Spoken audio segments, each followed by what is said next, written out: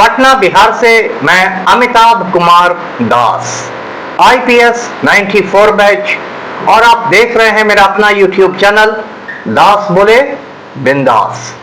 साथियों, इस चैनल में मैं आपको ऐसी जानकारियां भी देता हूं जिनको जानना जरूरी है, लेकिन जिनको ज्यादातर लोग नहीं जानते।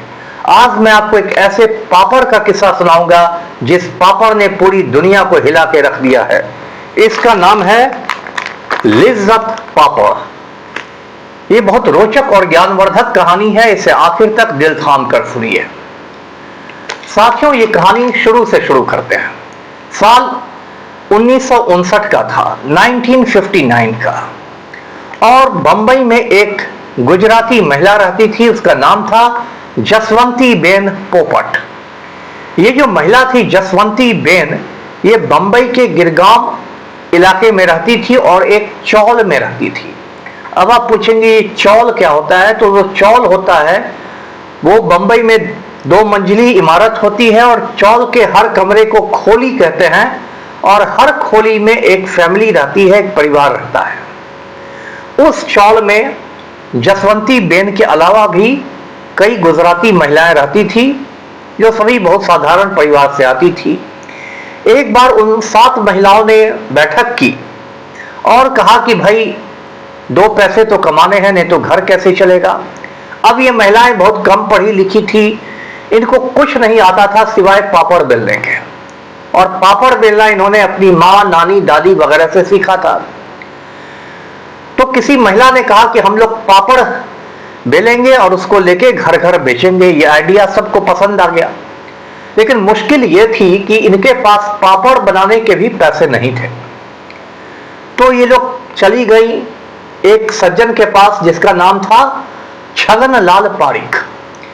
ये जो छगन लाल पारिक थे, ये सामाजिक कार्यकर्ता थे, सोशल वर्कर थे, दुख दर्द में लोगों की मदद करते थे और सर्वेंट्स ऑफ इंडिया सोसाइटी से जुड़े हुए थे। सर्वेंट्स ऑफ इंडिया सोसाइटी की बुनियाद गोपाल कृष्ण गोखले ने डाली थी, जो बहुत महान देशभक्त हुआ करते थे। संयोग से ये जो छगन लाल पारिक थे वो भी गुजराती ही थे। इन महिलाओं ने कहा कि हम लोग पापड़ बेलना चाहते हैं, लेकिन हमारे पास कोई पूंजी नहीं है, तो आप 80 रुपए हमें उधार दीजिए, हम लोग बाद में चुका देंगे। आज तो 80 रुपए की कोई कीमत नहीं है, लेकिन 1950 की दहाई में थोड़ी बहुत उसकी भी अहमियत थी। तो छगन लाल पारिक ने इन महिलाओं को 80 रुपए दे दिए। इन महिलाओं ने उस 80 रुपए से दाल खरीद ली, मसाले खरीद लिए, नमक खरीद लिया, तेल खरीद लिया, चकला खरीद लिया, बेलन खरीद लिया, और इन महिलाओं ने पापड़ बनाने शुरू कर दिए और झोले में रख रख के घर घर बेचना शुरू कर दिया और दुकानों में बेचना शुरू कर दिया। अब बंबई में एक बाजार है जिसका नाम है भूलेश्वर मार्केट। भूलेश्वर मार्केट की एक दुकान जो थी, उसके दुकानदार को इसके पापड़ बहुत पसंद आए। उसने कहा कि और पापड़ मुझे लाके दो, और लाके दो। तो इससे इन महिलाओं के भी हौसले बुलंद हो गए। ये लोग जगह जगह जाके पापड़ बेचने लगी और 3 साल में इन्होंने कई लाख रुपए के पापड़ बेच दिए। फिर आया 1962, 1962। छगन लाल पारिक देखकर बड़े खुश थे कि 80 रुपए जो उन्होंने दिए थे, वो 80 रुपए तो बहुत रंग ला रहे हैं। तो छगन लाल पारिक ने इन महिलाओं को कहा कि अब इस पापड़ का कोई नाम होना चाहिए, ये कोई ब्रांड बनना चाहिए। तो इन महिलाओं ने एक प्रतियोगिता रखी कि इस पापड़ का सबसे अच्छा नाम कौन बताएगा। उसमें बहुत सारे नाम सुझाए गए, लेकिन जिस नाम को सबसे ज्यादा पसंद किया गया वो नाम था लिज्जत। तो ये बन गया लिज्जत पापड़। और उसी साल ये जो महिलाएं थी, इन लोगों ने अपना एक रजिस्ट्रेशन करवा लिया, अपनी सोसाइटी का निबंधन करवा लिया, पंजीकरण करवा लिया, और सोसाइटी का नाम रख लिया श्री महिला गृह उद्योग लिज्जत पापड़। तो ये एक सहकारिता संस्था बन गई। उसके बाद लिज्जत पापड़ जो है, आप कहें कि दिन दूनी रात चौगुनी तरक्की करने लगा, और तरक्की ऐसी हुई कि आज की तारीख में हिंदुस्तान में 45,000 महिलाएं लिज्जत पापड़ से जुड़ी हुई हैं। दुनिया के 25 देशों में लिज्जत पापड़ का निर्यात होता है, एक्सपोर्ट होता है, और दुनिया भर में जो हिंदुस्तानी फैले हुए हैं वो बहुत चाव से लिज्जत पापड़ को खाते हैं। और लिज्जत पापड़ का टर्नओवर कितना है? तो 1600 करोड़ रुपए। समझ लीजिए 80 रुपए के जो उधारी से काम शुरू हुआ था, उस कंपनी का टर्नओवर अब 1600 करोड़ रुपए है। मेरे भी सारे भाई बहन अमेरिका में जाके बस गए हैं, वो भी वहां जो इंडियन स्टोर्स हैं, जो भारतीय दुकानें हैं, उससे लिज्जत पापड़ खरीदते हैं। इस पापड़ का डंका ऐसा बज रहा है। अब साथियों, बीच में एक और घटना हुई। घटना ये हुई कि कुछ लोगों ने कहा कि लिज्जत पापड़ की मार्केटिंग भी जबरदस्त होनी चाहिए, इसका विज्ञापन होना चाहिए। तो लिज्जत पापड़ बनाने वालों ने एक सज्जन से संपर्क किया। इस शख्स का नाम था रामदास पाध्ये। और ये रामदास पाध्ये जो थे, ये एक वेंट्रीलोक्विस्ट थे। अब आप पूछेंगे कि वेंट्रीलोक्विस्ट क्या होता है?